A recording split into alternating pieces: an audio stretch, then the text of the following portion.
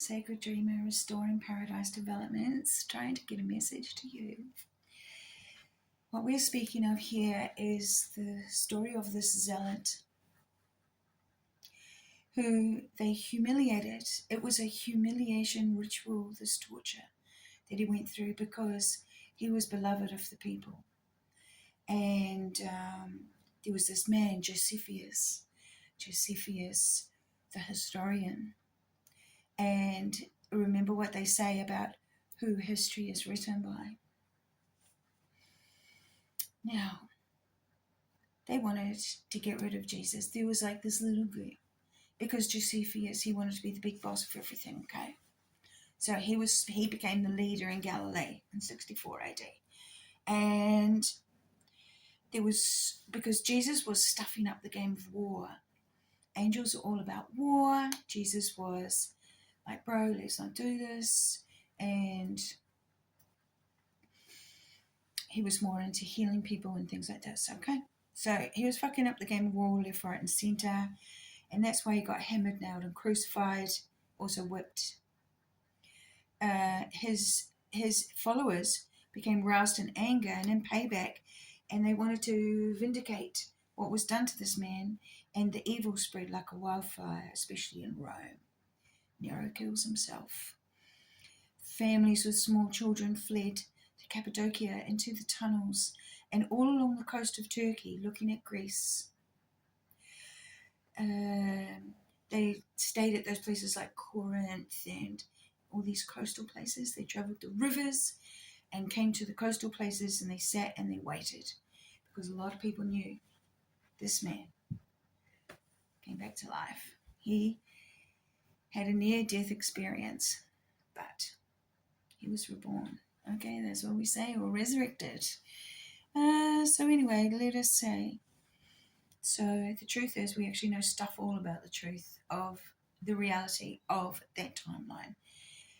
It has been purposefully muddied up, and the amount of destruction that's gone on for the last 2,000 years is just like phenomenal.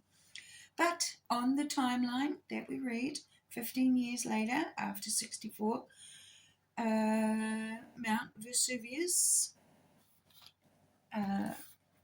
erupts, and I would like to read to you what we've got.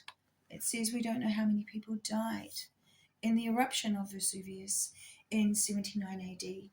The volcano had been showing warning signs for some time leading up to the eruption. Now, 79 AD is 15 years after 64 AD, and I'm reading from Dio Cassius.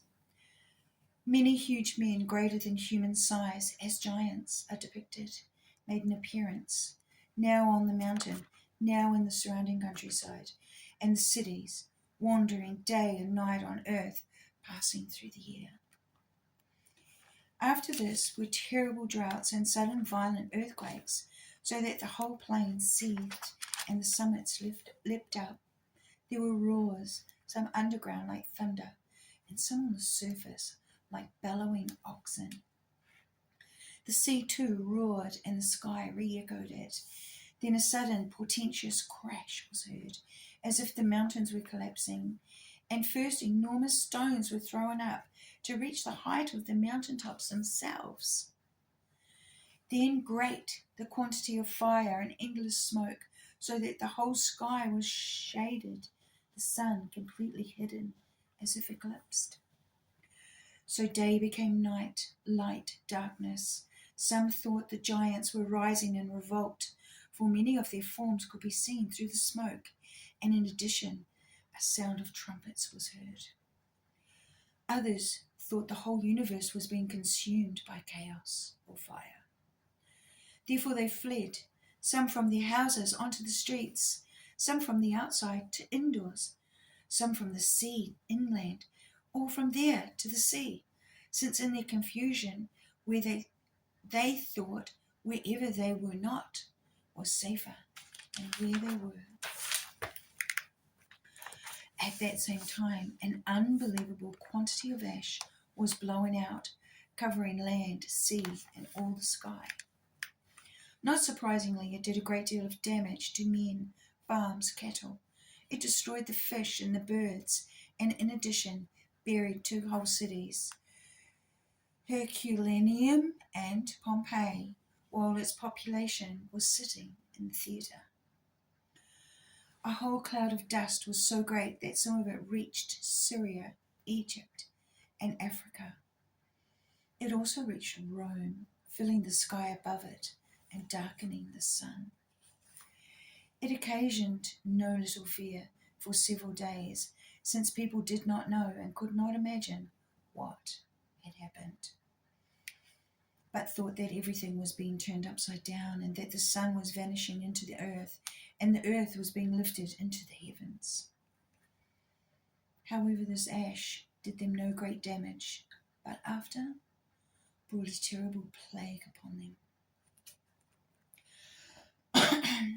The eruption of Vesuvius in the Bay of Naples was in the reign of Titus. Now, Titus is the son of Vespasian. So Vespasian warred in Galilee, and then he said to his son, "You go ahead and you war in Jerusalem." And at that time, Josephus, luckily the only survivor of whatever the story is, comes on down, and he's the translator. And he's on the side with Titus, him and Titus on their horsey horses together. So Titus had only succeeded to the throne 2 months before the eruption of Vesuvius. Titus was the emperor only briefly. So Titus, Suetonius writes, in his reign several dreadful disasters occurred. An eruption of Mt Vesuvius in Campania, a fire at Rome that burned for 3 days and nights, and one of the worst ever outbreaks of the plague. In the face of all these disasters, he displayed not merely the concern of an emperor, but also the deep love of a father, whether by offering messages of sympathy or by giving all financial help he could. He selected by lot some senators of consular rank to regenerate Campania, and allocated the property of those who had died in the eruption and who had no surviving heirs to the renewal of afflicted towns. In the following year, a fire on the ground spread over a very large part of Rome, while Titus was away following the disaster in Campania. Titus therefore sent 2 ex-consuls to Campania to refound the settlements and give money and the possessions of those who died without heirs.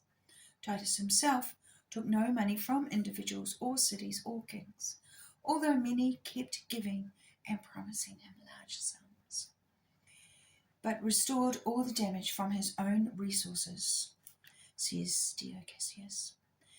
The coinage of Titus's reign features a curious alley of religious symbols of prayer and propitiation.